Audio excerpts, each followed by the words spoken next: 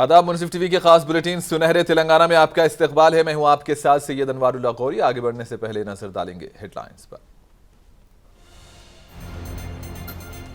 Governor Tamilisai के 4 साल मुकम्मल, राजभवन में तकरीब का इनेकाद। कहा, प्रोटोकॉल को नजरअंदाज करके उन्हें नहीं रोका जा सकता।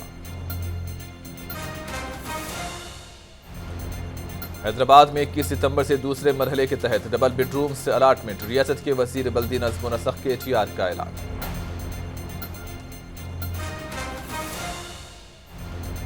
खुदकुशी करने वाले होमगार्ड रविंद्र की मौत। कांग्रेस ने खुदकुशी के लिए रियासती हुकूमत को ठहराया जिम्मेदार।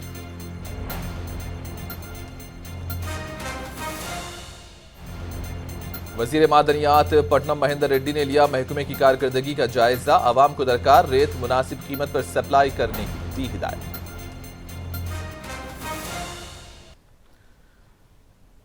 तेलंगाना की गवर्नर डॉक्टर तमिलिसाई सुंदरराजन ने कहा कि उन्होंने राजभवन को प्रजा भवन में तब्दील कर दिया है और कहा कि तनकीदों और कोर्ट केसेस से वो डरने वाली नहीं है और न ही प्रोटोकॉल को नजरअंदाज करके उन्हें दबाया जा सकता है। इन ख्यालात का इजहार उन्होंने आज राजभवन में मुनक़िदा एक तकरीब से खिताब करते हुए किया।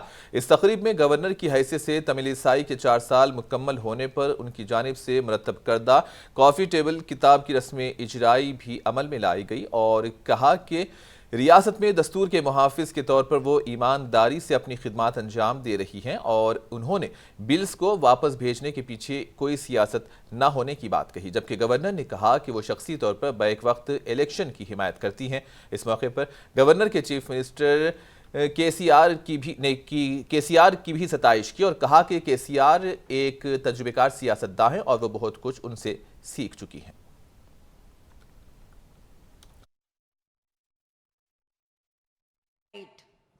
As if because there is a difference of opinion, so only I am not passing the bills. Not at all, not at all. Because I don't connect with the relationship with the bills and all. I always, my focus is only on the people welfare. So constitution, I am a person who reads a lot and want to know about things in what all the ways the constitution office can reach the people, can help the people. So I found that there is a section that if I am not satisfied with the bill, I can present to the member of legislative council and legislative assembly.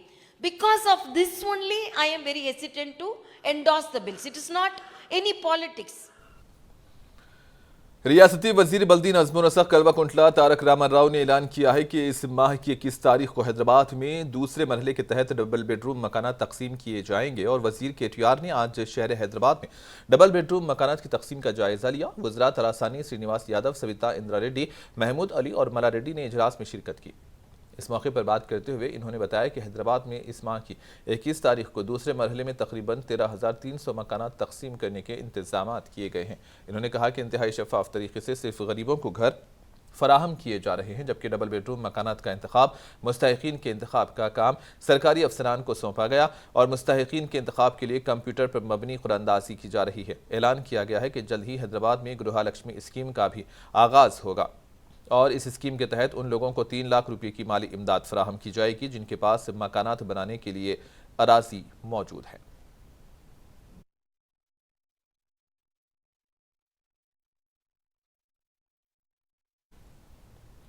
रियासत के वजीर transport P Ajay Kumar अपने 4 साला दौर की तकमील के मौके पर खम्मम में एक बार फिर फंड्स का सैलाब बहा दिए हैं।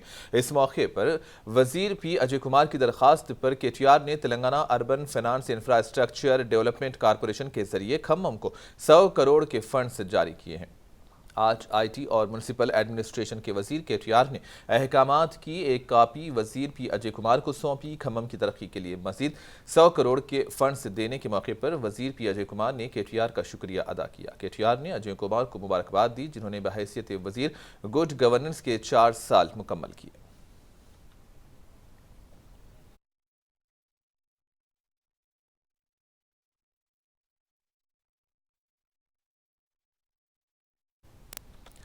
रियासत के वजीर मादनियात पी महेंद्र रेड्डी ने आज सेक्रेटरीट में आला ओहदेदारों के साथ महकमे मादनियात की कारकर्दगी का जायजा लिया। ओहदेदारों ने उन्हें साल 2014 से अब तक महकमे मादनियात की जानिब से हासिल की गई कामयाबियों की जानकारी दी।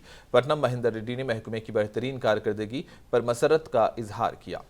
इन्होंने अवाम को किसी भी दुश्वारी के बगैर मुनासिब कीमत पर उनकी तलब के मुताबिक रेत सप्लाई करने की हिदायत दी।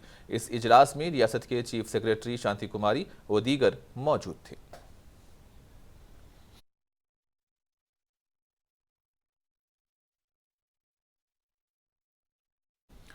एक 38 साला होमगार्ड जिसने इतवार को अक़दामी खुदकुशी की थी, जुमा की अवलिन सातों में इलाज के दौरान अस्पताल में अलमनाक तौर पर चल बसा। मुतवफ़ी की शनाख्त रविंदर के तौर पर की गई है और इसने मुबैना तौर पर तनख्वाह न मिलने की वजह से इतवार को अपने हेड ऑफिस में अपने ऊपर पेट्रोल छिड़क कर खुद को आग लगाकर जान लेने की कोशिश की थी। रविंदर को 60% झुलसने के बाद शदीद जख्म भी आए थे और उसे फौरी तौर पर उस्मानिया जनरल अस्पताल में दाखिल करवाया गया था। बाद अज़्ज़ा उसे मजीद इलाज के लिए कंचनबाग के DRDO अस्पताल मुंतकिल किया गया।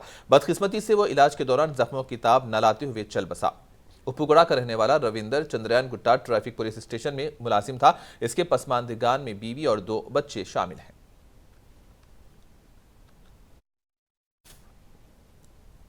होमगार्ड की बेवा ने उसकी मौत को लेकर संगीन इल्जामात आयद किए हैं। संध्या का कहना है कि उसका शौहर रविंदर गुज़िश्ता 17 बरसों से पाबंदी के साथ ईमानदाराना तौर पर खिदमत अंजाम दे रहा था। संध्या का कहना है कि रविंदर पागल नहीं था और ना ही वो खुदकुशी करने वालों में से था, बल्कि उसको पेट्रोल डालकर हलाक किया गया। ASI नरसिंह राव और कांस्टेबल चंदू पर रविंदर की हलाकत का इल्जाम आयद किया गया। इस मामले में CCTV फुटेज जारी करने की मांग की गई। సిన్సియర్గా చేసిండు నాకు గవర్నమెంట్ జాబ్ కావాలి, నా కొడుక్కి గవర్నమెంట్ జాబ్ కావాలి, మాకు ఎవ్వరు ఆధార్ లేదు, ఎడ్యుకేషన్ మొత్తం వాళ్ళే చూసుకోవాలి, నా కొడుకు కూడా గవర్నమెంట్ జాబ్ కావాలి. ఎవరైతే నా భర్త ఇద్దరి పేరు చెప్పిండో వాళ్ళిద్దరిని ఖచ్చితంగా శిక్షించాలి. ఇందులో ఎవరెవరు ఉన్నారో అందరు బయటికి రావాలి. అక్కడ ఏం జరిగిందని సీసీ ఫుటేజ్ నాకు కావాలి, బయట నాకు తెలియాలి. CPI के रियासती सेक्रेटरी सांबा शिवा राव ने होमगार्ड रविंदर की खुदकुशी को लेकर रियासती हुकूमत पर शदीद तनकीद की। कहा कि पुलिस ओहदेदारान होमगार्ड्स को गुलामों की तरह इस्तेमाल करते हैं और उन्हें वक्त पर तनख्वाहें भी अदा नहीं की जाती हैं, जिसकी वजह से होमगार्ड्स शदीद मुश्किलात बर्दाश्त कर रहे हैं। इन्होंने खुदकुशी करने वाले होमगार्ड रविंदर के अहले खाना को एक्स ग्रेशिया के तौर पर 50 लाख रुपये देने और उसकी बेवा के साथ मुकम्मल इंसाफ करने की मांग की है।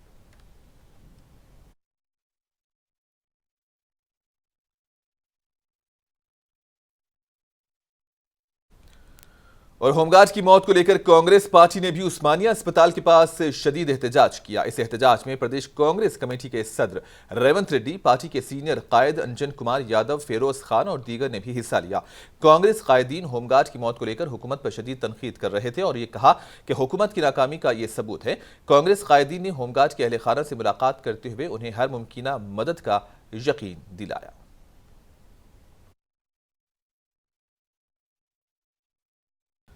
हैदराबाद में 17 सितंबर को कांग्रेस पार्टी एक बड़ी अवामी रैली का इनेकाद करने जा रही है। बताया जा रहा है कि इस रैली में सोनिया गांधी की मौजूदगी में साबिक रियासती वजीर तमुला नागेश्वर राव और मायनमपल्ली हनुमंत राव कांग्रेस पार्टी में शमूलियत इख्तियार करेंगे और इस रैली में कांग्रेस सदर मल्लिकार्जुन खड़गे के बशमूल राहुल गांधी, प्रियंका गांधी और दीगर भी शिरकत करेंगे। मायनमपल्ली हनुमंत राव के हमरा उनके फर्जंद डॉक्टर मायनमपल्ली रोहित भी कांग्रेस में शामिल होने के इम्कानात जाहिर किए जा रहे हैं।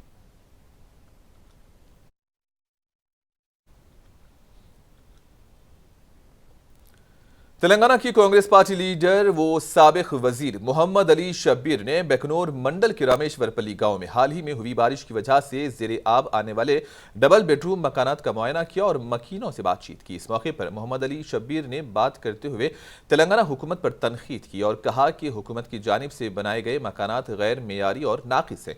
गैर मेयारी कामों के जरिए ही कॉन्ट्रैक्टर्स को फायदा पहुंचाने का हुकूमत पर इल्जाम भी लगाया गया। मोहम्मद अली शब्बीर ने कहा कि कामारेड्डी अलहदा तेलंगाना तहरीक का गढ़ रह चुका है और यहां से वजीर आला KCR की शिकस्त अब यकीनी है।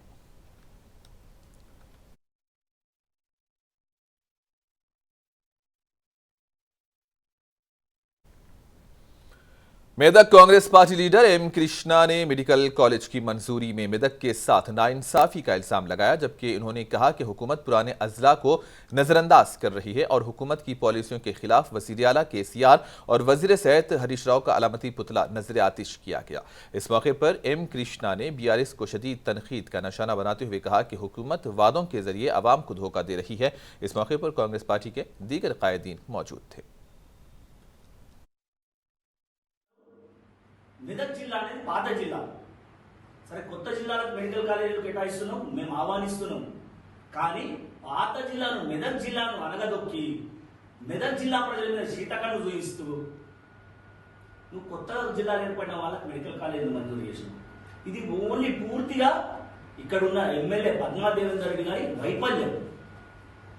ఆమె చేతనంటారు. అంటే మెదక్ జిల్లా ప్రజలను ఎన్ని రకాల మోసాలు చేస్తారు. మెదక్ జిల్లా ప్రజలారా గమనించండి, ఇక్కడ ఉన్న బీఆర్ఎస్ పార్టీ నాయకులు కూడా ఒక్కసారి ఆలోచించండి. మీకు మీ పదవులు ముఖ్యమా, ఇక్కడ మెడికల్ కాలేజ్ ముఖ్యమా, ప్రజలు ముఖ్యమా? అంటే ప్రజలు గమనిస్తున్నారు.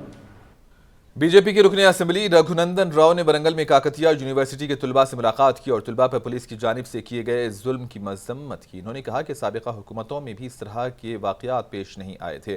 तुलबा से माफ़ी मांगने कमिश्नर पुलिस रंगना से मुतालबा किया गया। पीएचडी की भर्तियों में हुई बदउनवानियों की भर्ती की तहकीकात करवाने पर भी जोर दिया गया। మానవ హక్కుల కమిషన్ ప్రొసీడ్ అవుతాం. సెక్షన్ 200 సిఆర్పిసి కింద మ్యాజిస్ట్రేట్ ముందుకు పోతాం. ప్రజా బాహల్యంలో కూడా సిపి గారు చేసినటువంటి తప్పుల్ని ఎండగడుతూ వరంగల్ ప్రజానికానికి సవినయంగా అప్పీల్ చేస్తా ఉన్నాం.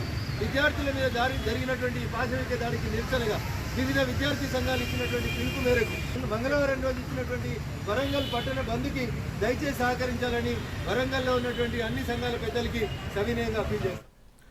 वरंगल पुलिस कमिश्नर रंगनाथ ने उन पर लगाए गए इल्जामात को मुस्तरद कर दिया। कहा कि उन पर लगाए गए इल्जामात में कोई सच्चाई नहीं है। सीपी रंगनाथ ने पुलिस की जानिब से मारपीट करने के सिलसिले में उन इल्जामात को मुस्तरद किया और मीडिया से बातचीत करते हुए तफसीलात बतलाई। చాలా పెరుగులాట కూడా జరిగింది. పెరుగులాట జరిగింది, అది కూడా దానికి సంబంధించిన వీడియో కూడా మీకు ఇస్తాం. అంటే ఆ టైంలో పెరుగులాట జరగటం, వాళ్ళు దాంట్లో కొన్ని ఏంటంటే పోలీసు వాళ్ళు లాగుతున్నారు, ఇది ఉన్నారు. ఆ టైంలో పెరుగులాటలో బహుశా కొంతమందికి చిన్న చిన్న ఏమన్నా అంటే ఒకడు కుర్చీ ఎత్తి ఒకడు కొడుతుంటే వెనకాల ఉన్న ఇంకో స్టూడెంట్ కూడా తగులుతుంది అన్నమాట. అది కూడా మన వీడియోలో కనబడుతుంటారు అన్నమాట. సో ఇవన్నీ కూడా మీరు ఆ వీడియోస్ కూడా చూడొచ్చు. సో చిన్నది అంటే అక్కడే పెద్ద అనేది పెద్ద ఇంజరీస్ ఏమి ఉండకపోవచ్చు, చిన్న చిన్న ఏమన్నా మైనర్, వెరీ మైనర్ ఇంజరీస్, అది కూడా కనపడని అటువంటి చిన్న చిన్న ఏమైనా ఉండొచ్చు. వాళ్ళందరూ तेलंगाना हाईकोर्ट ने आज एक बार फिर ये वाज़ेह किया है कि गणेश विसर्जन को लेकर गुज़िश्ता साल जो अहकामात जारी किए गए थे, रवान साल भी उसी पर अमल किया जाएगा। याद रहे कि अदालत आलिया ने शहर के हुसैन सागर में प्लास्टर ऑफ पेरिस से तैयार करदा गणेश मूर्तियों के विसर्जन पर रोक लगाई थी और माहौलियात के तहफ़्फ़ुज़ के लिए अदालत ने सिर्फ और सिर्फ मिट्टी से बने गणेश मूर्तियों को हुसैन सागर में विसर्जन की इजाज़त दी थी।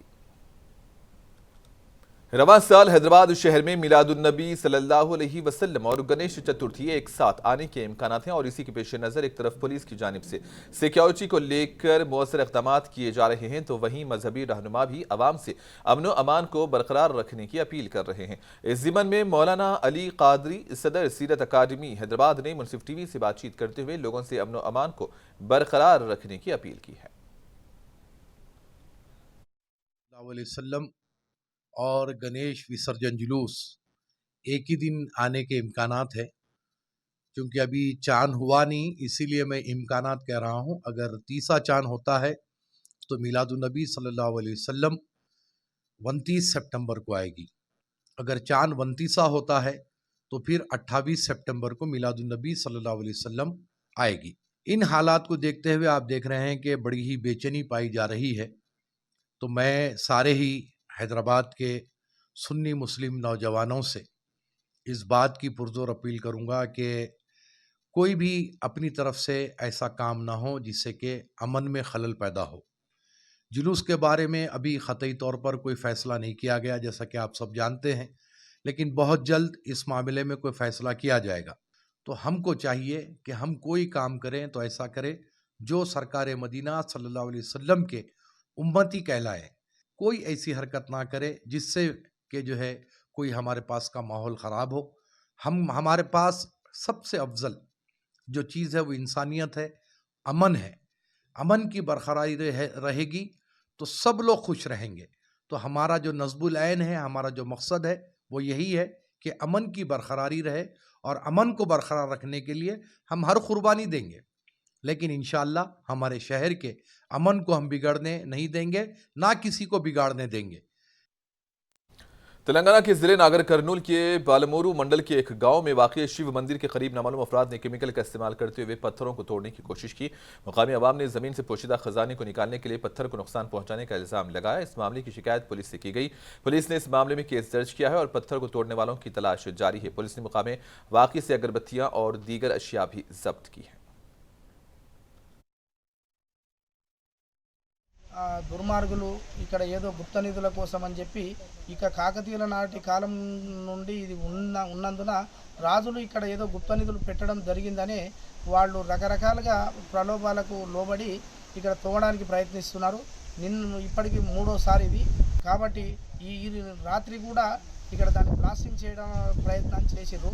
ఇక్కడ మొత్తం టోటల్గా ప్లాస్టిక్కు సంబంధించినటువంటి కెమికల్స్ పోయడం జరిగింది. కాబట్టి పురాతన ఆలయము దీన్ని కూలగొట్టడానికి కూడా ప్రయత్నం చేసేటట్టు ఉన్నారు. కాబట్టి దుండగులను ఎవరినో గవర్నమెంట్ వాళ్ళు, పోలీస్ డిపార్ట్మెంట్ వాళ్ళు దయచేసి పట్టుకొని దయచేసి ఈ యొక్క ఆలయానికి రక్షణ కల్పించే విధంగా ఇక్కడ। और आखिर में हेडलाइंस पर एक और नजर। गवर्नर तमिलिसाई के 4 साल मुकम्मल, राजभवन में तकरीब का इनेकाद। कहा प्रोटोकॉल को नजरअंदाज करके उन्हें नहीं रोका जा सकता।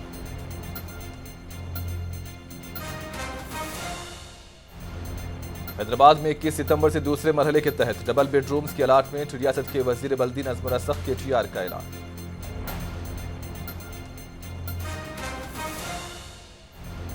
खुदकुशी करने वाले होमगार्ड रविंदर की मौत। कांग्रेस ने खुदकुशी के लिए रियासती हुकूमत को ठहराया जिम्मेदार।